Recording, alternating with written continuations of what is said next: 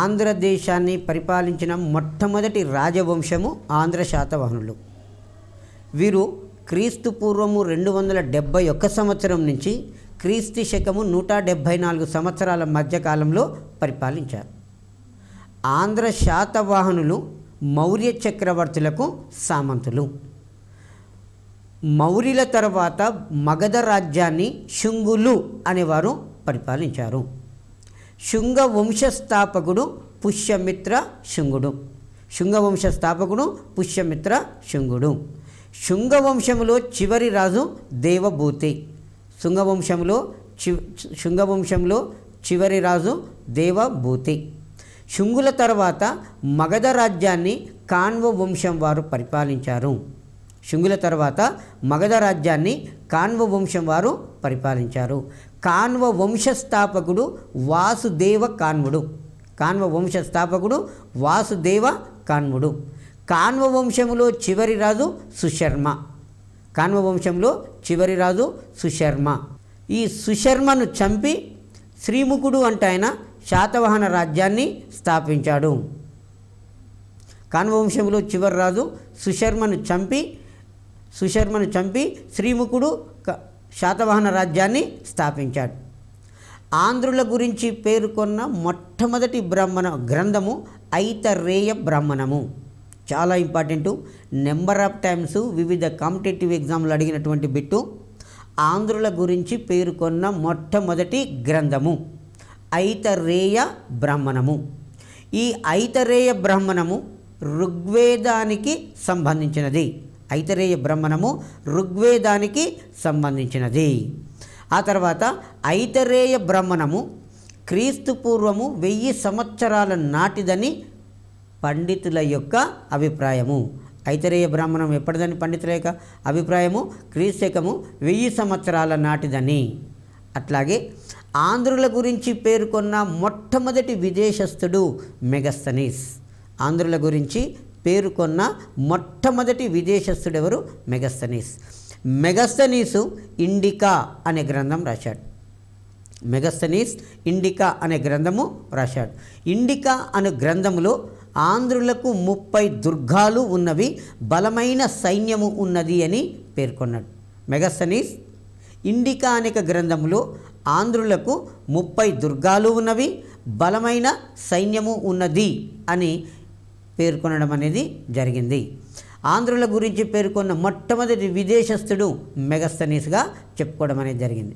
అట్లాగే మౌర్య చక్రవర్తి అశోకుడు ఆంధ్రులు తన రాజ్యంలో నివసిస్తున్నట్లుగా తన శాసనాలలో చెప్పాడు. ఆంధ్రులు తన రాజ్యంలో నివసిస్తున్నట్లుగా అశోకుడు చెప్పుకోవడం అనేది జరిగింది. ఆ తర్వాత ఆంధ్రుల గురించి శాతవాహనుల గురించి పేర్కొన్న పురాణాలు మత్స్య పురాణము, యుగ పురాణము, వాయు పురాణాలలో ఆంధ్ర శాతవాహనుల గురించి పేర్కొన్నారు. పురాణాలు మొత్తం ఎన్ని ఉన్నాయి? 18 ఉన్నాయి. వీటిని ఏమంటారు? అష్టాదశ పురాణాలు అంటాం.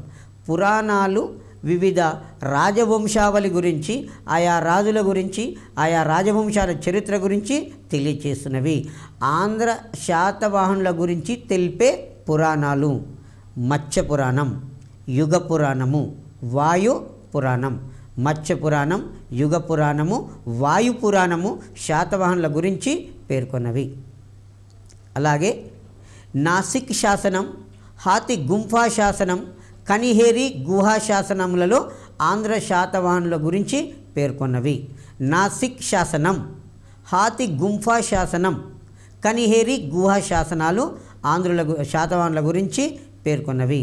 మరియు కథ సరిత్సాగరం అనే గ్రంథం, కథ సరిత్సాగరం అనే గ్రంథము ఈ ఆంధ్ర శాతవాహనుల గురించి పేర్కొనడం అనేది జరిగింది. ఆంధ్రుల గురించి పేర్కొన్నటువంటి గ్రంథాలు, మొట్టమొదటి ఆంధ్రుల గురించి పేర్కొన్న గ్రంథము ఐతరేయ బ్రాహ్మణము. ఆ తర్వాత ఐతరేయ బ్రాహ్మణం తర్వాత మెగస్తనీస్ రాసిన ఇండికా అనేక గ్రంథము. ఆ తర్వాత ఆంధ్రుడు తన రాజ్యంలో నివసిస్తున్నట్లు అశోకుడు తన శాసనాలలో చెప్పడం అనేది జరిగింది. తర్వాత మత్స్య పురాణము, యుగ పురాణము, వాయు పురాణాలలో ఆంధ్ర శాతవాహనుల గురించి పేర్కొన్నారు. నాసిక్ శాసనం, హాతి గుంఫా శాసనం, కనిహేరి గుహాశాసనము, కథా సరిత్సాగరంలో ఆంధ్రుల గురించి పేర్కొన్నారు. అలాగే ఆంధ్రుల గురించి పేర్కొన్న గ్రంథము అజ్ఞాత నావికుని రచన Periplus of the Erythraean Sea, Periplus of the Erythraean Sea అనే గ్రంథం అజ్ఞాత నావికుని యొక్క రచన. దీన్ని ఎర్ర సముద్రపు డైరీ అంటాం. కాన్వ వంశములు చివరి రాజైన సుశర్మను ఓడించి శ్రీముఖుడు శాతవాహన రాజ్యాన్ని స్థాపించాడు. శ్రీముఖ శాతవాహనుడు అంటారు, లేదు శ్రీముఖుడు అంటారు. శాతవాహన రాజ్యస్థాపకుడు శ్రీముఖుడు లేదా శ్రీముఖ శాతవాహనుడు అని చెప్పేస్తాం. రాజ్యస్థాపకుడు శ్రీముఖుడు. శ్రీముఖుని తర్వాత అతని సోదరుడు కనహ అనే కృష్ణుడు రాజ్యానికి వచ్చాడు. కనహ అనే కృష్ణుడు రాజ్యానికి రావడం అనేది జరిగింది. ఆ తర్వాత ఆంధ్ర శాతవాహనులకు మొట్టమొదట రాజధాని ప్రతిష్టానపురం, రెండవ రాజధాని ధాన్యకటకము. ఇవి కొత్త పుస్తకాలు, పాత పుస్తకాలలో ఉన్నటువంటివి. ఇవి పాత పుస్తకాలలో ఉన్నవి.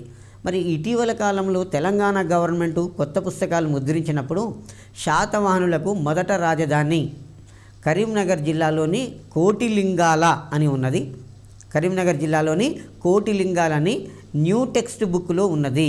సో ఓల్డ్ టెక్స్ట్ బుక్లోనేమో మొదటి రాజధాని ప్రతిష్టానపురము, రెండవ రాజధాని ధాన్యకటకము, అదే ధరణికోట, అదే అమరావతిగా చెప్పుకోవడం అనేది జరిగింది. ఇది పాత పుస్తకం. కొత్త పుస్తకంలో ఏమున్నది? ఆంధ్ర శాతవాహనులకు రాజధాని అంటే కరీంనగర్ జిల్లాలోని కోటిలింగాల రాజధాని. కొంతమంది రాజుల కాలంలో అమరావతి లేదా ధాన్యకటకము రాజధానిగా ఉన్నది అని చెప్పండి. కాబట్టి మనం కొత్త టెక్స్ట్ బుక్ను ఫాలో కావడము ఉత్తమంగా ఉంటుంది. మౌర్యుల దగ్గర సామంతులుగా ఉన్నవారు ఆంధ్ర శాతవాహనులు. ఆంధ్ర శాతవాహనుల గురించి పేర్కొన్న మొట్టమొదటి గ్రంథము ఐతరేయ బ్రాహ్మణం. ఐతరేయ బ్రాహ్మణం దేనికి సంబంధించింది? ఋగ్వేదానికి సంబంధించింది. ఐతరేయ బ్రాహ్మణం యొక్క కాలం ఎప్పుడు? క్రీస్తు పూర్వము 1000 సంవత్సరం. అట్లాగే అజ్ఞాత నావికుని యొక్క రచన Periplus of the Erythraean Sea, దాన్ని మనము ఎర్ర సముద్రపు డైరీ అంటున్నాం. దాన్ని ఏమంటున్నాము? ఎర్ర సముద్రపు డైరీ అని చెప్పుకోవడం అనేది జరిగింది. ఇవే కాకుండా మత్స్య పురాణము, వాయు పురాణము, యుగ పురాణము శాతవాహనుల గురించి పేర్కొన్నటువంటి ఇతర గ్రంథాలుగా చెప్పుకోవడం అనేది జరుగుతుంది. మెగస్తనీస్ ఇండికానిక గ్రంథంలో ఆంధ్ర శాతవాహనుల గురించి పేర్కొన్నాడు. ఆ తర్వాత శాతవాహనులకు మొట్టమొదటి రాజధాని ప్రతిష్టానపురము, పైఠాన్ అంటాం. ఇది మహారాష్ట్రలో ఉంటుంది. మొదటి రాజధాని ప్రతిష్టానపురము, అదే పైఠాను, ఇది మహారాష్ట్రలో ఉంటుంది. రెండవ రాజధాని ధాన్యకటకము, ధరణికోట, అదే అమరావతిగా చెప్తాము. కొత్త పుస్తకాన్ని అబ్జర్వ్ చేయండి. కొత్త పుస్తకంలో ఏముంటుంది అంటే కరీంనగర్ జిల్లాలోని కోటిలింగాల రాజధాని అనేది ఉంటుంది. తర్వాత శాతవాహన రాజ్యాన్ని పరిపాలించిన గొప్ప చక్రవర్తులు శ్రీముఖుడు, మొదటి శాతకర్ణి, పులోమావి, హాలుడు, గౌతమీపుత్ర శాతకర్ణి, యజ్ఞశ్రీ శాతకర్ణి. ఈ ఆర్డర్ క్రమం ఇంపార్టెంట్ అండి. Very first time TET exam పెట్టినప్పుడు అందులో ఈ ఆర్డర్ క్రమం అడిగాడు. మొట్టమొదటి రాజు గొప్ప చక్రవర్తులలో మొదటివాడు శ్రీముఖుడు. శ్రీముఖుని తర్వాత మొదటి శాతకర్ణి, మొదటి శాతకర్ణి తర్వాత పులోమావి తర్వాత హాలుని తర్వాత గౌతమీపుత్ర శాతకర్ణి, గౌతమీపుత్ర శాతకర్ణి తర్వాత యజ్ఞశ్రీ శాతకర్ణి. ఆర్డర్ క్రమము ఇంపార్టెంటు. ఆ తర్వాత మొదటి శాతకర్ణి, శాతవాహన రాజ్య స్థాపకుడు శ్రీముఖుడు, శాతవాహనుల మూలపురుషుడు శాతవాహనుడు, శాతవాహనుల మూలపురుషుడు శాతవాహనుడు. మొదటి శాతకర్ణి క్రీస్తు పూర్వము 197 సంవత్సరం నుంచి 179 సంవత్సరాల మధ్యకాలంలో పరిపాలించాడు. మొదటి శాతకర్ణి దక్షిణ భారతదేశాన్ని మొత్తం జయించాడు. దక్షిణ పథాన్ని, పథము అంటే మార్గం, దక్షిణ పథాన్ని మొత్తం జయించి దక్షిణ పథపతి అను బిరుదు పొందాడు. చాలా ఇంపార్టెంట్ అండి. దక్షిణ పతపతి అనే బిరుదు కలిగిన శాతవాహన చక్రవర్తి మొదటి శాతకర్ణి. మొదటి శాతకర్ణి రాజ్యపరిపాలన చేసేటప్పుడు 2 సార్లు అశ్వమేధ యాగాన్ని, ఒకసారి రాజసూయ యాగము నిర్వహించాడు. అశ్వమేధ యాగం ఎందుకు చేస్తారండి? తన రాజ్యం యొక్క సరిహద్దులను తెలుసుకోవటానికి, తన రాజ్యం యొక్క ఎల్లలను తెలుసుకోవటానికి అశ్వమేధ యాగము చేస్తారు. రాజసూయ యాగం అనేది తన ఆర్థిక స్థితిని మెరుగుపరచుకోవటానికి రాజసూయ యాగము నిర్వహించడం అనేది జరిగింది. మొదటి శాతకర్ణి మొదట జైన మతాభిమాని. ఒకటేనండి, అశ్వమేధయాగము ఎవరైనా చేశారు చక్రవర్తి అంటే అది హిందూ రాజు అయి ఉంటే మాత్రమే అశ్వమేధయాగము నిర్వహించడం అనేది జరిగింది. కాకపోతే మొదటి శాతకర్ణి మొదట జైన మతాన్ని అభిమానించాడు. కాబట్టి తన రాజధాని నగరంలో జైనులకు చైత్యాలు అనేవి నిర్మించాడు. మనకు బౌద్ధ మతంలో స్తూపాలు, చైత్యాలు, ఆరామాలు అనేవి కనిపిస్తుంటవి. స్తూపము బుద్ధుని యొక్క అస్థికల మీద అండాకారంగా నిర్మించిన కట్టడము స్తూపము. చైత్యము బౌద్ధ మత దేవాలయాన్ని, టెంపుల్స్ను చైత్యాలు అంటాం. తర్వాత ఆరామాలు అంటే విశ్రాంతి మందిరాలు అని చెప్పేస్తాం.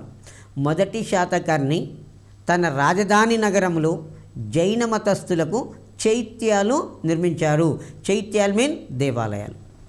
శాతవాహనుల మూల పురుషుడు శాతవాహనుడు. ఇతడు జైన మతాభిమాని అని జైన మత గ్రంథాలు పేర్కొన్నవి. శాతవాహనులకు మూల పురుషుడు ఎవరండి? శాతవాహనుడు. ఈయన జైన మత అభిమాని అని జైన మత గ్రంథాలు పేర్కొనడం అనేది జరుగుతుంది. మొదటి శాతకర్ణి శ్రీముఖుడు, కనహ అనేవారిద్దరు కూడా భాగవత మతాన్ని స్వీకరించాడు. మొదటి శాతకర్ణి యొక్క తండ్రి శ్రీముఖుడు మరణించే నాటికి మొదటి శాతకర్ణి చిన్నపిల్లవాడు కాబట్టి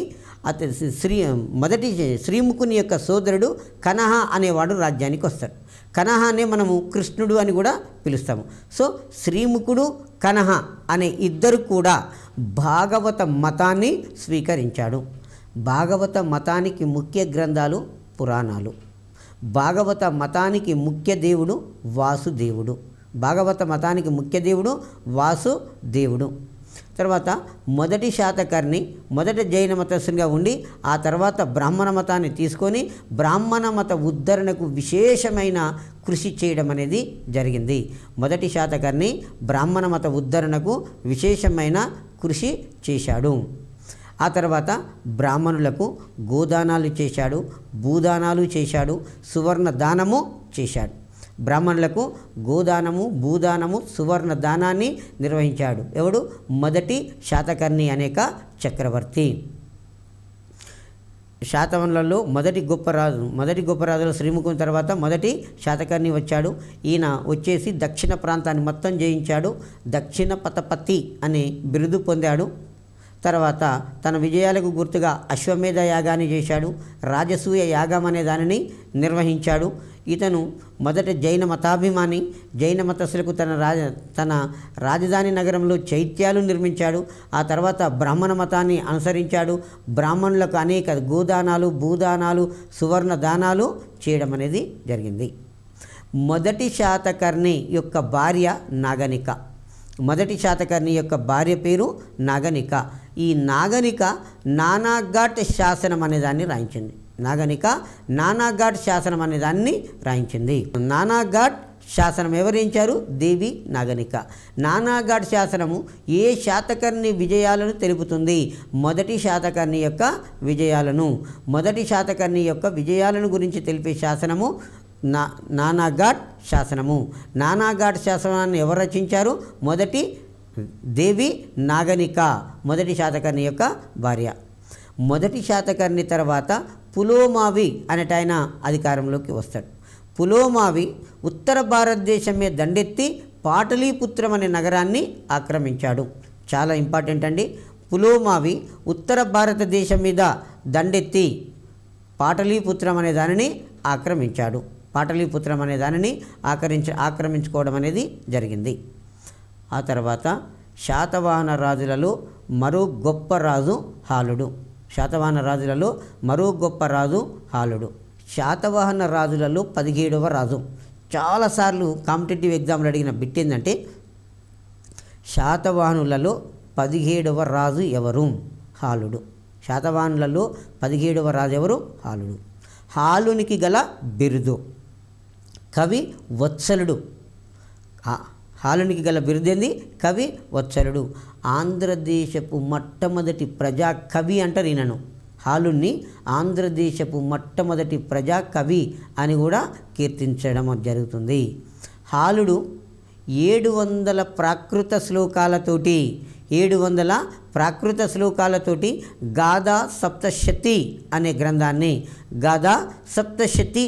గ్రంథాన్ని రచించాడు.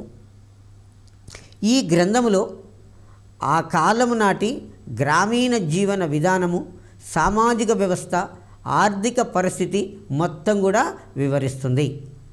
ఈ హాలుడు రచించిన గాథా సప్తశతి అనే గ్రంథంలోనే మొదటి తెలుగు పదాలు కనిపిస్తున్నవి. అత్త, అద్దము, అందము, పొత్తు, పొట్టు ఇలాంటి కొన్ని తెలుగు పదాలు అనేవి మనకు ఇందులో కనిపిస్తున్నవి. శాతవాహనులలో 17వ రాజు హాలుడు. హాలునికి గల బిరుదు కవి వత్సలుడు. ప్రాకృత భాషకు ఇతని పాలనా కాలము స్వర్ణయుగము.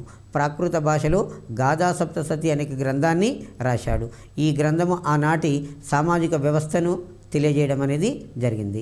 గాథా సప్తశతి అనే గ్రంథంలోనే తొలి తెలుగు పదాలు అనేవి మనకు కనిపిస్తున్నవి. హాలునికి ఆస్థానములో ఉన్న కవులు శర్వవర్మ అనే కవి, గుణాఢ్యుడు అనేక కవి.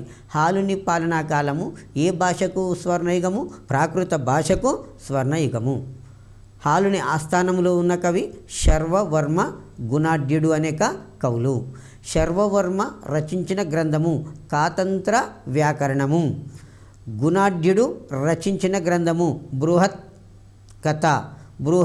కథ అనేక గ్రంథము. శర్వవర్మ ఏ గ్రంథం రాశాడు? బృహత్ కథ. ఇక్కడ ఒక విషయాన్ని గమనించండి. మనకు 6th క్లాస్ సోషల్లో భారతదేశ యుగ విభజన ఆధారాలు అనే ఒక టాపిక్ ఉంటుంది.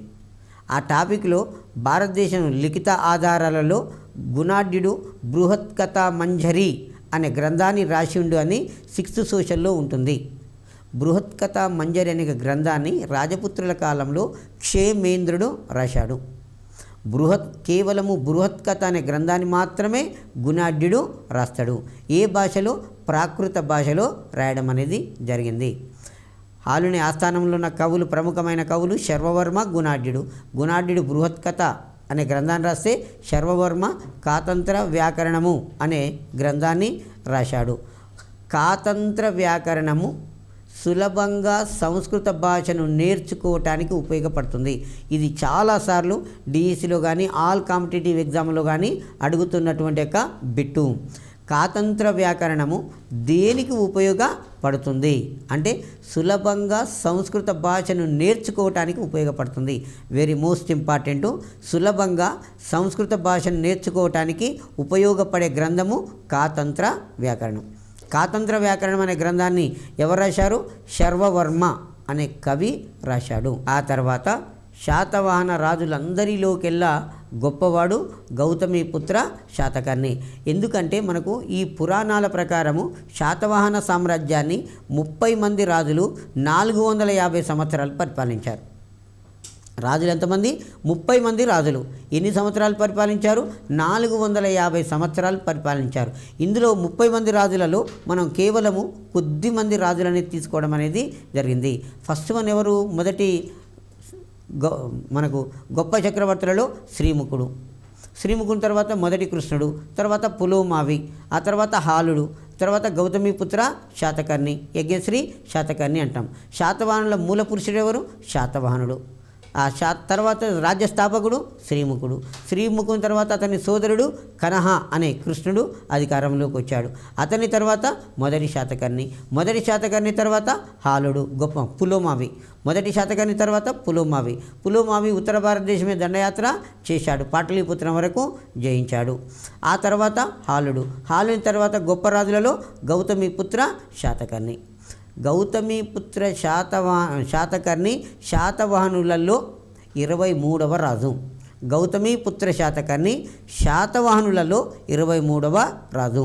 ఇతడు క్రీస్తు శకము 62 నుంచి 86 వరకు పరిపాలించాడు. గౌతమిపుత్ర శాతకర్ణి క్రీస్తు శకము 62 సంవత్సరం నుంచి 86 సంవత్సరం వరకు దాదాపుగా 24 సంవత్సరాలు పరిపాలించాడు. యావత్ శాతవాహన రాజులందరిలోకెల్లా గొప్పవాడు గౌతమిపుత్ర శాతకర్ణి. శాతవాహన రాజ్యాన్ని పరిపాలించినటువంటి రాజులందరిలోకెల్లా గొప్పవాడు గౌతమిపుత్ర శాతకర్ణి. గౌతమిపుత్ర శాతకర్ణి ఈ శాతవాహన రాజ్యం మీద దాడులు చేసి వారికి ఇబ్బంది కలిగించినటువంటి విదేశీ తెగలు శకులు, పహల్లవులు, యవనులు అనే రాజులను ఓడించి తన రాజ్యాన్ని విస్తరింపచేశాడు. గౌతమిపుత్ర శాతకర్ణి శకులు అనే ఒక విదేశీ తెగ గుజరాత్ ప్రాంతాన్ని పరిపాలిస్తుండేవారు. అలాగే పహల్లవులు, యవనులు మొదలు వాళ్ళు శాతవాహన రాజ్యం మీద దాడి చేసి అనేక రకాల ఇబ్బందులు కలిగించేవాడు. వారిని అందరినీ కూడా ఓడించి తరిమివేయడం అనేది జరిగింది. గౌతమిపుత్ర శాతకర్ణి తన పేరుకు ముందు తన తల్లి పేరును ఉంచి గౌరవించాడు. ఇతని దగ్గర నుంచే శాతవాహన రాజులు తమ పేరుకు ముందు తల్లి పేరును పెట్టుకోవడము ప్రారంభమైంది. ఇతని దగ్గర నుంచే. అంతకుముందు ఎవరు కూడా తల్లి పేరు పెట్టుకోలేదు. కేవలము గౌతమి పుత్ర శాతకర్ణి, గౌతమి పుత్ర శాతకర్ణి అని చెప్పేస్తాం. గౌతమి పుత్ర శాతకర్ణి తన పేరుకు ముందు తన తల్లి పేరు గౌతమి, ఈయన తల్లి పేరు గౌతమి బాలశ్రీ, ఆ గౌతమి పేరు నుంచి గౌరవించాడు. ఇతని విజయాలను వర్ణిస్తూ ఇతని తల్లి గౌతమి బాలశ్రీ నాసిక్ శాసనం, గౌతమి బాలశ్రీ నాసిక్ శాసనము వేయించింది. నాసిక్ శాసనము ఎవరు వేయించారు? గౌతమి బాలశ్రీ. మనకు 2006 డిఎస్సిలో 2003 డిఎస్సిలో 2 సార్లు ఎస్జిటిలో జీకేలో అడిగిన క్వశ్చన్ ఏంటంటే శాతవాహనుల చరిత్ర తెలుపుకోవటానికి ప్రధానమైన ఆధారమైన శాసనాలు. ఒకటి నానాఘాట్ శాసనం, రెండవది నాసిక్ శాసనం. నానాఘాట్ శాసనము, నాసిక్ శాసనము అని చెప్పేశాం. నానాఘాట్ శాసనము మొదటి శాతకర్ణి విజయాలను తెలుపుతుంది. ఆ నానాఘాట్ శాసనాన్ని దేవి నాగనిక వేయించింది. నాసిక్ శాసనము గౌతమిపుత్ర శాతకర్ణి విజయాలను వర్ణిస్తుంది. ఈ శాసనాన్ని గౌతమిపుత్ర శాతకర్ణి యొక్క తల్లి గౌతమి బాలశ్రీ ఈ శాసనాన్ని వేయించడం అనేది జరిగింది. గౌతమిపుత్ర శాతకర్ణి యొక్క రాజ్యము ఉత్తరం వైపున ముఖలింగము, దక్షిణం వైపున తమిళనాడులోని కడలూరు. ఉత్తరం వైపున ముఖలింగము, దక్షిణం వైపున కడలూరు తమిళనాడులో ఉంటుంది. పశ్చిమ వైపున అరేబియా సముద్రము, తూర్పు వైపున బంగాళాఖాతము. ఇవన్నీ ఇతని రాజ్యంలో భాగంగా ఉన్న రాజ్యం యొక్క సరిహద్దులు. గౌతమిపుత్ర శాతకర్ణి యొక్క రాజధాని ప్రతిష్టానపురము. అయితే ఇతని విజయాలను తెలిపే శాసనం ఏంది? నాసిక్ శాసనం. ఈ నాసిక్ శాసనాన్ని ఇతని గౌతమిపుత్ర శాతకర్ణి కుమారుడు వాసిష్ఠీపుత్ర పులోమావి పరిపాలించేటప్పుడు ఈయన మరణించినాక 19 సంవత్సరాలకు ఈ శాసనము వేయించడం అనేది జరిగింది. గౌతమిపుత్ర శాతకర్ణి క్షహరాట వంశాన్ని నిర్మూలన చేశాడు. క్షహరాట వంశాన్ని నిర్మూలన చేసి క్షహరాట వంశ నిరవశేషకరుడు అనే బిరుదు పొందాడు. చాలా ఇంపార్టెంట్ అండి. గౌతమిపుత్ర శాతకర్ణి క్షహరాట వంశాన్ని నిర్మూలించాడు. క్షహరాట వంశాన్ని నిర్మూలించి క్షహరాట వంశ నిరవశేషకరణ, క్షహరాట వంశ నిరవశేషకరణ అనే బిరుదులు పొందాడు. ఇతని నాణాలు గౌతమిపుత్ర శాతకర్ణి యొక్క నాణాలు ఉజ్జయిని ప్రాంతము, అమరావతి ప్రాంతము. ఉజ్జయిని ప్రాంతము, అమరావతి ప్రాంతంలో ఇతని యొక్క నాణాలు బయటపడ్డవి. ఆ తర్వాత శకరాజు నహపానుడు. శకరాజు నహపానుని గౌతమిపుత్ర శాతకర్ణి ఓడించాడు. ఓడించినాక నహపానుడు తన పేరుతో ముద్రించినటువంటి నాణాల మీద గౌతమిపుత్ర శాతకర్ణి తిరిగి తన పేరును ముద్రించాడు. అలా ముద్రించిన నాణాలు ఎక్కడ బయటపడ్డవి అంటే జోగల్ తంబి అనే ప్లేస్లో బయటపడ్డవి. కాబట్టి వీటిని ఏమంటామంటే జోగల్ తంబి నాణాలు, లేదు జోగల్ తంబి నిధి. జోగల్ తంబి నాణాలు అన్నా జోగల్ తంబి నిధి అన్నా ఒకటే. జోగల్ తంబి నాణాలు ఏ శాతవాహన రాజుకు సంబంధించినవి? గౌతమిపుత్ర శాతకర్ణికి సంబంధించినవి. ఎందుకు జోగల్ తంబి నిధి అంటున్నామంటే క్షహరాట వంశానికి చెందినటువంటి నహపానుడు అనే రాజును ఓడించి అతను ముద్రించిన నాణాల మీద తిరిగి గౌతమిపుత్ర శాతకర్ణి తన పేరును ముద్రించుకున్నాడు. అలా ముద్రించినటువంటి నాణాలు బయటపడిన ప్రాంతము జోగల్ తంబి. ఆ జోగల్ తంబి దగ్గర నాణాలు బయటపడ్డాయి కాబట్టి వాటిని మనము జోగల్ తంబి నాణాలు అని చెప్పేశాం. గౌతమిపుత్ర శాతకర్ణికి త్రిసముద్ర తోయ పీత వహన అని బిరుదు ఉంటుంది. సముద్ర లోయ పీత వహన తోయ అని ఉంటుంది. అంటే ఇతని యొక్క అశ్వాలు 3 సముద్రాల యొక్క నీరును తాగినవట. పశ్చిమ వైపున అరేబియా సముద్రము, తూర్పు వైపున బంగాళాఖాతము, దక్షిణం వైపున అరేబియా సముద్రము. సో ఈ విధంగా అరేబియా సముద్రము, హిందూ మహాసముద్రము, తర్వాత బంగాళాఖాతం, పశ్చిమ వైపున అరేబియా సముద్రం, తూర్పు వైపున బంగాళాఖాతము, దక్షిణం వైపున హిందూ మహాసముద్రం. ఈ 3 సముద్రాల యొక్క నీరును ఇతని అశ్వాలు తాగినాయి. కాబట్టి ఇతనికి ఏమని బిరుదు ఉంది అంటే త్రిసముద్ర తోయ పీత వహన. ఎవరికి ఉన్నదండి? గౌతమిపుత్ర శాతకర్ణికి ఈ బిరుదు ఉన్నది. అవే కాకుండా ఏక బ్రాహ్మణ అనే బిరుదు ఉన్నది. ఆగమ నిలయ, క్షత్రియ దర్పమానమర్ధన అనే బిరుదులు ఉన్నాయి.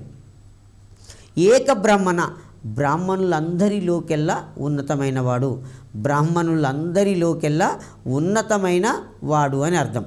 తర్వాత ఆగమ నిలయ, అనేక శాస్త్రాలలో గొప్ప పండితుడు. క్షత్రియ దర్పమానమర్దన అంటే క్షత్రియులం రాజులం అని చెప్పుకొని అధికార గర్వంతో విర్రవిగే రాజులందరినీ కూడా ఓడించాడు. సో ఏక బ్రాహ్మణ, ఆగమ నిలయ, క్షత్రియ దర్పమానమర్దన, క్షత్రియ దర్పమానమర్దన అనే బిరుదులు గౌతమిపుత్ర శాతకర్ణికి ఉన్నవి. గౌతమిపుత్ర శాతకర్ణి ఏ మతస్థుడు? బ్రాహ్మణ మతస్థుడు. ఏ మతస్థుడు?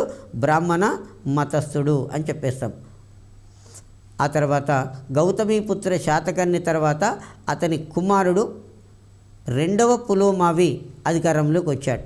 2వ పులోమావిని ఏమంటామంటే వాశిష్ఠీపుత్ర పులోమావి. ఏమంటాము? వాశిష్ఠీపుత్ర పులోమావి అంటాం. ఇక్కడ 2వ పులోమావి అనే బదులు వాశిష్ఠీపుత్ర పులోమావి అని చెప్పుకోవాలి. ఎందుకంటే చాలాసార్లు అడిగాడు. గౌతమిపుత్ర శాతకర్ణి తర్వాత అధికారంలోకి వచ్చినది వాశిష్ఠీపుత్ర పులోమావి. వాశిష్ఠీపుత్ర పులోమావికే 2వ పులోమావి అనే బిరుదు ఉన్నది. అతనికి ఏమని బిరుదు ఉన్నది? 2వ పులోమావి అనే బిరుదు ఉన్నది. 2వ పులోమావి దక్షిణ పతేశ్వర అనే బిరుదు పొందిండు. గౌతమి మొదటి శాతకర్ణికి దక్షిణ పతపతి అనే బిరుదు ఉంటే ఈయనకు దక్షిణ పతేశ్వర అనే బిరుదు ఉన్నట్లుగా గౌతమి బాలశ్రీ ఈమెను సంబోధించడం అనేది జరిగింది. 2వ పులోమావికి దక్షిణ పతేశ్వర అనే బిరుదు ఉన్నది. తర్వాత పులోమావి అనంతరము ఈ 2వ పులోమావి తర్వాత శివశ్రీ శాతకర్ణి చక్రవర్తి అయినట్లుగా పురాణ కథనము అనేది ఉన్నది. 2వ పులోమావి తర్వాత అధికారంలోకి వచ్చింది శివశ్రీ శాతకర్ణి. ఇంతవరకు మనం చూసుకున్నట్లయితే శాతవాహనుల మూల పురుషుడు ఎవరు? శాతవాహనుడు. శాతవాహన రాజ్యస్థాపకుడు ఎవరు? శ్రీముఖుడు. శ్రీముఖుని తర్వాత అధికారంలోకి వచ్చింది ఎవరు? కనహ లేదా కృష్ణుడు అనే అతని సోదరుడు వచ్చాడు. కృష్ణుని తర్వాత అధికారంలోకి వచ్చింది ఎవరు? మొదటి శాతకర్ణి. మొదటి శాతకర్ణి తర్వాత మనకు ఉన్నటువంటి రాజు గొప్ప రాజు మొదటి పులోమావి. మొదటి పులోమావి తర్వాత గొప్పరాజు హాలుడు. హాలుని తర్వాత గొప్పరాజు గౌతమిపుత్ర శాతకర్ణి. గౌతమిపుత్ర శాతకర్ణి తర్వాత గొప్పరాజు 2వ పులోమావి. 2వ పులోమావినే వాశిష్ఠీపుత్ర పులోమావి అని చెప్పేస్తాం.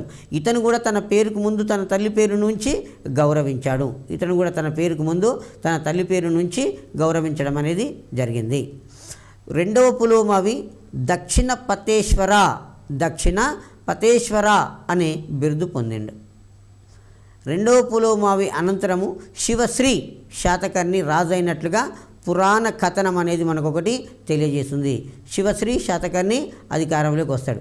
గౌతమిపుత్ర శాతకర్ణి తర్వాత వాశిష్ఠీపుత్ర పులోమావి. వాశిష్ఠీపుత్ర పులోమావి తర్వాత అధికారంలోకి వచ్చినవారు శివశ్రీ శాతకర్ణి అనేవాడు అధికారంలోకి వచ్చినట్లుగా చెప్పుకోవడం అనేది జరుగుతుంది. ఆ తర్వాత రెండవ గౌతమిపుత్ర శాతకర్ణి అనంతరము అతని కుమారుడు రెండవ పులోమావి అధికారంలోకి వచ్చాడు. వాశిష్ఠీ పుత్ర పులోమావి అని కూడా చెప్పేస్తాము. రెండవ పులోమావి కాలంలో నాసిక్ శాసనం వేయించారు. తర్వాత శాతవాహనులలో చివరి గొప్ప రాజు యజ్ఞశ్రీ శాతకర్ణి. శాతవాహనులలో చివరి గొప్ప రాజు యజ్ఞశ్రీ శాతకర్ణి. యజ్ఞశ్రీ శాతకర్ణి శాతవాహనులలో 27వ రాజు. యజ్ఞశ్రీ శాతకర్ణి శాతవాహనులలో 27వ రాజు. ఈ యజ్ఞశ్రీ శాతకర్ణి కాలంలో విదేశీ వాణిజ్యం అనేది బాగా జరిగింది. దేని మీద జరిగింది? సముద్రాల మీద బాగా జరిగేది. ఎప్పుడైనా సరే విదేశీ వ్యాపారము భూమార్గానికంటే కూడా సముద్ర మార్గం ద్వారా ఎక్కువగా జరుగుతుంది. సో కాబట్టి సముద్రాల మీద విదేశీ వాణిజ్యం ఎక్కువగా జరిగింది. ఏ దేశంతోటి శాతవాహనుల కాలంలో ఎక్కువగా వర్తకం జరిగింది అంటే రోమన్ సామ్రాజ్యంతో సముద్రం మీద బాగా వర్తకము జరిగేది. సముద్రాల మీద తన అధికారాన్ని విదేశీ వ్యాపారాన్ని సూచించు 2 తెరచాపలు గల బొమ్మతోటి నాణాలు ముద్రించిండు. ఇది ఎగ్జామ్లో అడిగే క్వశ్చన్ ఏంటంటే ఓడ బొమ్మతో నాణాలు ముద్రించిన శాతవాహన చక్రవర్తి యజ్ఞశ్రీ శాతకర్ణి. చాలా చాలా చాలా ఇంపార్టెంట్. గతంలో చాలాసార్లు కూడా వివిధ కాంపిటేటివ్ ఎగ్జామ్లు అడుగుతున్నాడు. ఏమంటున్నాడు? క్వశ్చన్ అడిగే విధానం ఏంటి అంటే ఓడ బొమ్మతో నాణాలు ముద్రించిన శాతవాహన చక్రవర్తి యజ్ఞశ్రీ శాతకర్ణి. యజ్ఞశ్రీ శాతకర్ణి ఏం చేశాడు? ఓడ బొమ్మతోటి నాణాలు ముద్రించాడు. ఎందుకంటే 2 తెరచాపలు కలిగినటువంటి ఓడ బొమ్మలను తోటి నాణాలు ముద్రించాడు. ఇతని కాలంలో విదేశీ వ్యాపారము బాగా జరిగింది. ఆ వ్యాపారానికి సింబల్గా ఓడ బొమ్మతోటి నాణాలు ముద్రించాడు. ఏ దేశంతో వర్తకం ఎక్కువగా జరిగింది? రోమన్ సామ్రాజ్యంతో ఎక్కువగా వర్తకము జరిగింది. అదేవిధంగా యజ్ఞశ్రీ శాతకర్ణి పోషించినటువంటి కవి ఆచార్య నాగార్జునుడు. ఎవరిని పోషించాడు? ఆచార్య నాగార్జునుడు అనే కవిని పోషించాడు. ఈ ఆచార్య నాగార్జునుడు శ్రీ పర్వతములో మహాచైత్య విహారాన్ని నిర్మించాడు. బౌద్ధ మత వేదాంతి ఆచార్య నాగార్జునుడు దక్షిణ భారతదేశంలోని వేదాలి అనే గ్రామంలో జన్మించాడు. జీవన ప్రమాణం ఎక్కువ కావడం ఎలా అని తెలుసుకోవడం కొరకు హిమాలయ పర్వతాలకు వెళ్ళి తపస్సు చేసి సిద్ధ నాగార్జునుడు అనే బిరుదు పొందాడు. ఆ తర్వాత కనిష్కుని ఆస్థానంలో కొంతకాలము ఉన్నాడు. 4వ బౌద్ధ సంగీతికి హాజరయ్యారు. ఎవరు? ఆచార్య నాగార్జునుడు అనేవాడు. అయితే ఈ ఆచార్య నాగార్జునుని పోషించిన శాతవాహన చక్రవర్తి యజ్ఞశ్రీ శాతకర్ణి. ఆచార్య నాగార్జునుడు యజ్ఞశ్రీ శాతకర్ణికి సమకాలికుడు. సోమదేవసూరి రచించిన గ్రంథము కథా సరిత్సాగరం అనే గ్రంథం. ఈ కథా సరిత్సాగరం అనే గ్రంథాన్ని బట్టి ఈ ఆచార్య నాగార్జునుడు ఒక శాతవాహన యువరాజు చేతిలో చంపబడ్డాడు. ఇతను చంపబడ్డాడు. ఎవరు? ఆచార్య నాగార్జునుడు మహాయాన బౌద్ధ మతం మీద చాలా గ్రంథాలు రాశాడు. ఈయన మహాయాన బౌద్ధ మతాన్ని ప్రచారం చేసి 2వ గౌతమ బుద్ధుడు అనే పేరు పొందాడు. ఆచార్య నాగార్జునుడు పొందినటువంటి బిరుదు 2వ గౌతమ బుద్ధుడు అని చెప్పేశాడు. ఆచార్య నాగార్జునుడు మహాయాన బౌద్ధ మతం మీద అనేక గ్రంథాలు రాశాడు. ఆచార్య నాగార్జునుడు దక్షిణ భారతదేశంలోని గుంటూరు జిల్లాలో వేదాలి అనే గ్రామంలో జన్మించాడు. జీవన ప్రమాణం ఎక్కువ కావడం ఎలా తెలుసుకుందామని చెప్పి హిమాలయ పర్వతాలకు వెళ్ళి తపస్సు చేసి సిద్ధ నాగార్జునుడు అని బిరుదు పొందాడు. అక్కడి నుంచి అక్కడ కొంతకాలము కనిష్కుడు కుషాను వంశంలో గొప్ప రాజు అయినటువంటి కనిష్కుని యొక్క ఆస్థానంలో కొంతకాలం పోయి పనిచేశాడు. ఆ తర్వాత ఆచార్య నాగార్జునుడు శాతవాహన సామ్రాజ్యాన్ని పరిపాలించిన యజ్ఞశ్రీ శాతకర్ణికి సమకాలికుడు. శాతవాహన సామ్రాజ్యాన్ని పరిపాలించిన యజ్ఞశ్రీ శాతకర్ణికి సమకాలికుడు. ఎందుకంటే యజ్ఞశ్రీ శాతకర్ణి వచ్చిన తర్వాత వాళ్ళని ఏమంటామంటే కడపటి శాతవాహనులు అంటాం. యజ్ఞశ్రీ శాతకర్ణి వరకే గొప్ప రాజులుగా మనం కీర్తించుకోవడం అనేది జరిగింది. ఆచార్య నాగార్జునుడు నాగార్జున కొండ వద్ద, దానికే మరొక పేరు శ్రీపర్వతం, నాగార్జున కొండ వద్ద నివసించాడు. ఆ తర్వాత ఆచార్య నాగార్జునుడు రచించిన గ్రంథాలు ప్రజ్ఞా పారమిత శాస్త్రము. ఏ గ్రంథము? ప్రజ్ఞా పారమిత శాస్త్రం అనేక గ్రంథాన్ని, రస రత్నాకరము, రత్నావళి, సుహృల్లేఖ అనే గ్రంథాలను రాశాడు.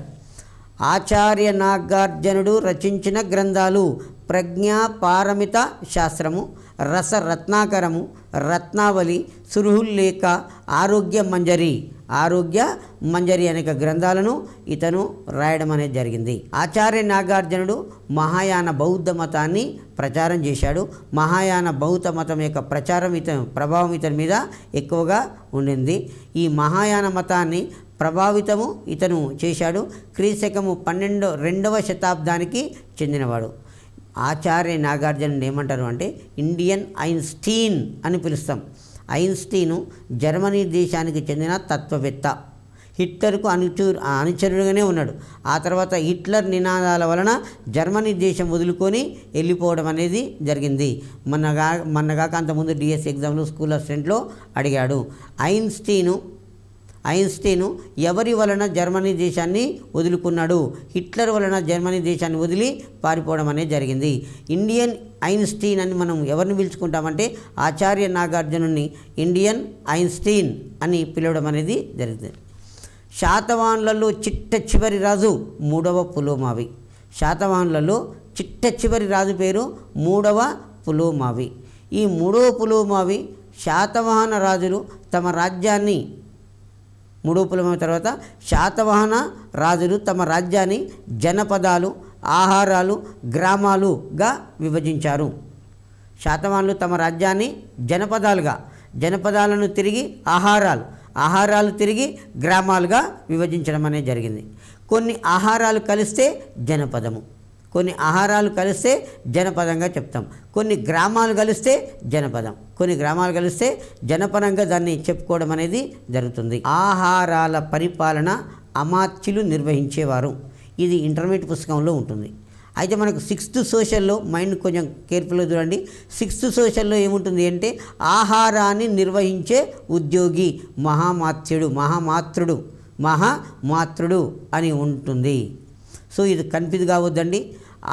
మౌర్యుల కాలంలో శాతవాహనుల కాలంలో ఆహారం మీన్ రాష్ట్రం, ఆహారాన్ని పరిపాలన నిర్వహించే ఉద్యోగి ఎవరు అంటే అమాత్యులు. లేదు మనకు 6th క్లాస్ సోషల్కి వచ్చేసరికల్లా ఆహారాన్ని నిర్వహించే ఉద్యోగి మహామాత్రుడు. ఆహారాన్ని నిర్వహించే ఉద్యోగిని పేరేంది? మహామాత్రుడు అని చెప్పుకుంటాం. ఆ తర్వాత పట్టణ పరిపాలన నిగమ సభ నిర్వహించేది. చాలా ఇంపార్టెంటు. నిగమ సభ, పౌరసభ. నిగమ సభ అంటే పౌరసభ లేదా పట్టణ సభ అంటాం. ఈ నిగమ సభే పట్టణ పరిపాలన వ్యవహారాన్ని చూసేది. ఇప్పుడు మన దేశంలో పట్టణాలు అంటే అక్కడ ఒక మేయరు, వార్డు మెంబర్లు ఉంటారు, అడ్మినిస్ట్రేషన్ చేయడం అనేది జరిగింది. మరి శాతవాహనుల కాలంలో పట్టణ పరిపాలన నిర్వహించే ఉద్యోగిని ఏమన్నాము? నిగమ సభ అని చెప్పుకోవడం జరుగుతుంటుంది. తర్వాత గ్రామికుడు గ్రామ పరిపాలనా వ్యవహారాలు చూసేవాడు. శాతవాహనుల కాలంలో గ్రామ పరిపాలనా వ్యవహారాలను ఎవరు నిర్వహిస్తున్నారు? శాతవాహనుడు అనే రాజు నిర్వహించేవాడు. ఆ తర్వాత శాతవాహనుల కాలంలో రాజ్యానికి ముఖ్య ఆదాయము భూమి శిస్తు. ఇది 1/6 వంతు వసూలు చేశారు. 1/6 వంతు వసూలు చేయడం అనేది జరిగింది. చాలా ఇంపార్టెంటు. శాతవాహనులు ఈ వంతు అడగడు. శాతవాహనుల కాలంలో రాజ్యానికి ముఖ్య ఆదాయము భూమి శిస్తు. ఇది మైండ్లో పెట్టుకుంటే సరిపోతుంది. శాతవాహనుల కాలంలో రాజ్యానికి ముఖ్యమైన ఆదాయం ఏంది? భూమి శిస్తు అనేది రాజ్యానికి ముఖ్యమైనటువంటి ఆదాయము. ఆ తర్వాత శాతవాహనుల కాలంలో రచించబడినటువంటి గ్రంథాలు, అంటే సాహిత్య సేవ జరిగిందా లేదా అని తెలుసుకోవటానికి. ఇందులో హాలుడు శాతవాహన చక్రవర్తి హాలుడు శాతవాహనులలో ఎన్నవ రాజు? 17వ రాజు. ఆ హాలుడు ఏం గ్రంథం రాశాడు? గాథా సప్తసతి అనే గ్రంథాన్ని రాశాడు. అదేవిధంగా అజ్ఞాత నావికుడు, ఆయన పేరు లేదు ఏం లేదు, ఆయన ఒక భారతదేశం గురించి ఒక గ్రంథము రాశాడు. దాని పేరే Periplus of the Erythraean Sea. Periplus of the Erythraean Sea అనే గ్రంథాన్ని ఈయన రాయడం అనేది జరిగింది. Periplus of the Erythraean Sea. దీన్ని తెలుగులో చెప్పుకోవాలంటే ఎర్ర సముద్రపు డైరీ. ఎవరు రాశారు? ఎవరో ఒక అజ్ఞాత నావికుడు రాశాడు. ఆ తర్వాత శాతవాహనుల కాలంలో గ్రామీణ పట్టణ నాగరికతలోని అత్యధిక విషయాలు మనకి వీటి ద్వారా తెలుస్తున్నవి. శాతవాహనుల కాలంలో గ్రామీణ నాగరికత, పట్టణ నాగరికత అనేది ఉన్నది. వృత్తి సంఘాలు శ్రేణులుగా ఏర్పడ్డవి. శ్రేణులు అనే పదము చాలా ఇంపార్టెంటు. శ్రేణులు వర్తక సంఘాలు, ఇవి నేటి మార్కెట్ కేంద్రాలలో వలె ఈ శ్రేణులు అనేవి పనిచేస్తుండేవి. ఇప్పుడు మార్కెట్లు అనేవి ఎలాగున్నాయో అప్పట్లో శ్రేణులు అనేవి కూడా అలాగే పనిచేయడం అనేది జరిగింది. వృత్తి సంఘాలు శ్రేణులుగా ఏర్పడ్డారు. శ్రేణి యొక్క పెద్ద శ్రేష్ఠి అనేవారు. శ్రేణి సమావేశాలు సాధారణంగా దేవాలయాలలో జరిగేది. చాలాసార్లు అడిగిన క్వశ్చన్ ఏంటంటే శాతవాహనుల కాలంలో వృత్తి సంఘాలను ఏమంటారు? శ్రేణులు. శ్రేణుల యొక్క పెద్ద ఎవరు? శ్రేష్ఠి లేదా శెట్టి అనేవారు. తర్వాత శ్రేణి సమావేశాలు సాధారణంగా ఎక్కడ జరిగేవి? దేవాలయాలలోని గదులలో జరిగేది. దేవాలయాల్లోని గదులలో వీరి యొక్క సమావేశాలు అనేవి నిర్వహించడం అనేది జరిగేది. ఆ తర్వాత శాతవాహనుల కాలంలో పడమర తీరంలో, పశ్చిమ తీరంలో ముఖ్యమైనటువంటి వాణిజ్య కేంద్రాలు. పడమటి తీరంలో శాతవాహన రాజ్యంతో పోల్చుకుంటే అది పశ్చిమ వైపే ఉంటుంది. అక్కడ ఎక్కడెక్కడ ముఖ్య వాణిజ్య కేంద్రాలు ఉన్నాయంటే పైఠాన్, అదే మహారాష్ట్రలో ఉంటుంది, ప్రతిష్టానపురము అని పిలుస్తున్నాం. రెండవది తగర, మూడవది జున్నార్, నాలుగవది నాసిక్, గోవర్ధన, వైజయంతి అనే ప్లేసులలో ఈ ప్లేసులలో వర్తక వాణిజ్యం ఎక్కువగా జరుగుతూ ఉండేది. తూర్పు తీరంలో ముఖ్య వాణిజ్య కేంద్రాలు కే వరూరా, విజయపురి, కడూరు, ధాన్యకటకము, అదే ధరణికోట అంటున్నారు. తూర్పు తీర ప్రాంతంలో ముఖ్యమైన వాణిజ్య కేంద్రాలు ఏమున్నాయి? కే వరూరా, తర్వాత విజయపురి, తర్వాత కడూరా, ధాన్యకటకము తూర్పు తీరంలో ఉన్న ముఖ్య వాణిజ్య కేంద్రాలు కూడా అడుగుతాడండి ఎగ్జామ్లో. స్కూల్ అసిస్టెంట్ వాళ్ళు మైండ్లో పెట్టుకోవాల్సిందే. పశ్చిమ తీరంలోని ముఖ్య వాణిజ్య కేంద్రాలు పైఠాను, తగర, జున్నారు, నాసిక్, గోవర్ధన. మరి తూర్పు తీరంలో ఉన్నటువంటి ముఖ్య కేంద్రాలు ఏంది అంటే కే వరూరా, విజయపురి, కోడూరు, ధాన్య కటకం అనేక ప్రాంతాలు. శాతవాహనుల కాలంలో ప్రాకృతము రాజభాష చాలా ఇంపార్టెంట్ అండి ఎవరికైనా సరే. శాతవాహనుల కాలంలో అధికార భాష ప్రాకృతంతో పాటు సంస్కృత భాష కూడా వికాసం చెందింది. ప్రాకృత సంస్కృత భాషలు వికసించాయి అంటున్నారు, కానీ ఎక్కువగా ప్రాకృత భాష. ఇదివరకు మనం హాలుని గురించి చదువుకున్నాం. హాలుని పాలనా కాలము ప్రాకృత భాషకు స్వర్ణయుగము అన్నాం. కాబట్టి శాతవాహనుల కాలంలో అధికార భాష ప్రాకృతం. దాని తర్వాత వారి కాలంలో సంస్కృతంలో కూడా గ్రంథాలు కొన్ని రాయబడినవి. కుతూహలుడు లీలావతి అనే గ్రంథాన్ని రాశాడు. కుతూహలుడు కథ సరిత్సాగరం అనే గ్రంథాలను రాశాడు. కుతూహలుడు లీలావతి, కథా సరిత్సాగరం అనే గ్రంథాలను రాశాడు. ముఖ్యంగా శాతవాహన రాజుల కాలంలో వైదిక మత పునరుద్ధరణ జరిగింది. శాతవాహనుల కాలంలో జరిగింది అంటున్నాం. శాతవాహనుల కంటే ముందు ఆంధ్రులు ఎవరికి సామంతులుగా ఉండిపోయారు? మౌర్యులకు సామంతులుగా ఉన్నారు. మౌర్యులే గొప్ప రాజులు కాబట్టి వారి దగ్గర వారికి యజమానులుగా, బానిసలుగా మాత్రమే ఉంటూ ఉండేవాళ్ళు. అశోక చక్రవర్తి వలన బౌద్ధ మతము, అశోకుని యొక్క మనుమడు సంప్రతి వలన జైన మతము, హిందూ మతం మొత్తము మరుగున పడిపోయింది. కాబట్టి శాతవాహన రాజులు వైదిక మతాన్ని పునరుద్ధరించి దానికి విశేషమైన కృషి చేయడం అనేది జరిగింది. సో కాబట్టి శాతవాహన రాజుల కాలంలో వైదిక మత పునరుద్ధరణ జరిగింది అని చెప్పేస్తాం. కృష్ణానది తీరం మొత్తం కూడా మహాయాన బౌద్ధ మత శాఖకు కేంద్ర స్థానమైంది. కృష్ణానది యొక్క ఒడ్డు మాత్రం కూడా ఏ శాఖకు? మహాయాన శాఖకు ఇది కేంద్ర స్థానమైంది. ఎందుకంటే మనకు ఆచార్య నాగార్జునుడు కనిష్కుని ఆ స్థానంలో ఉంటాడు. కనిష్కుడు 4వ బౌద్ధ సంగీతి ఏర్పాటు చేసినప్పుడు బౌద్ధ మతము హీనయాన మహాయాన చీలిగిపోతుంది.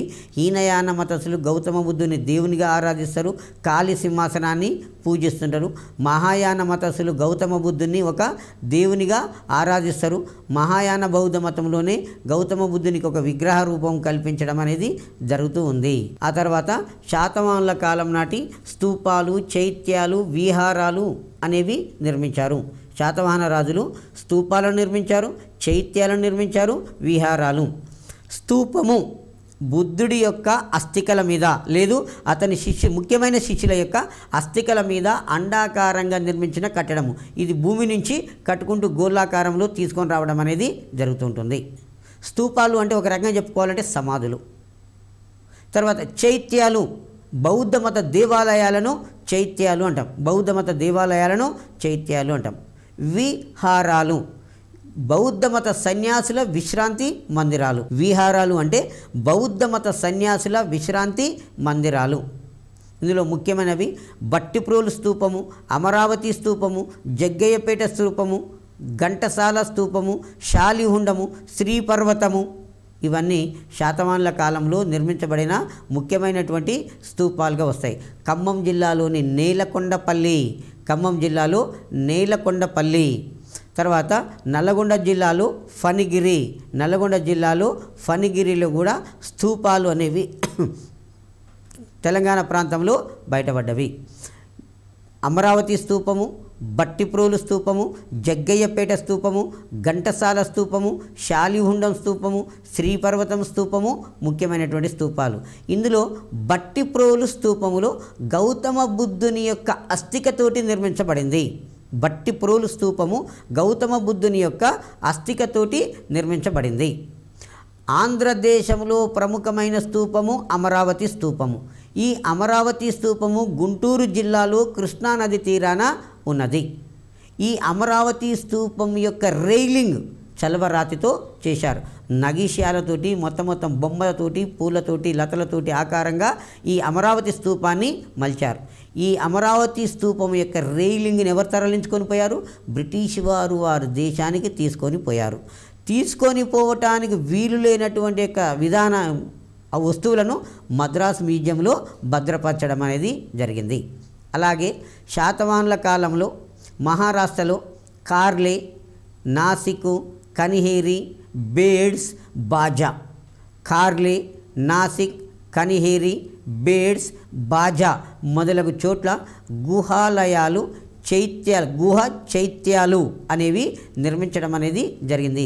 ఓ పెద్ద కొండనే గుహగా మలుచుకుంటూ పోవడం అనేది జరిగింది. అవి ఎక్కడున్నాయి? కార్లే, నాసిక్, కనిహేరి, బేడ్స్, బాజాలలో వీరి యొక్క గుహలు అనేవి ఉన్నవి. ఆ తర్వాత ఇటుకలతో నిర్మించిన చైత్యాలయము ఎక్కడున్నది? నాగార్జున కొండ, గుంటుపల్లి, రామతీర్థము, శాలిహుండము ఈ ప్రాంతాలలో ఇటుకలతో నిర్మించినటువంటి చైత్యాలు అనేవి ఉన్నవి. చైత్యం అంటే ఏంటండి? దేవాలయాలు. ఎక్కడ నిర్మించారు ఇటుకలతో నిర్మించిన చైత్యాలు? నాగార్జున కొండ, గుంటుపల్లి, రామతీర్థము, శాలిహుండం ఈ ప్లేసులలో ఈ చైత్యాలను ఇటుకలతోటి నిర్మించారు. మనం ఓవరాల్గా ఒకసారి ఈ శాతవాహనుల గురించి పరిశీలించినట్లయితే శాతవాహనుల కాలం కూడా ఇంపార్టెంటు. క్రీస్తు పూర్వం 271 సంవత్సరం నుంచి క్రీస్తు శకం 174 సంవత్సరాల మధ్య కాలంలో పరిపాలించారు. శాతవాహనుల మూల పురుషుడు శాతవాహనుడు. శాతవాహన రాజ్యస్థాపకుడు శ్రీముఖుడు.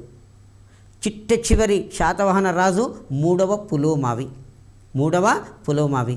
మూడవ పులోమావి అనేవాడు మాక్యధోని శాసనం వేయించాడు. మూడవ పులోమావి మాక్యధోని శాసనం వేయించాడు.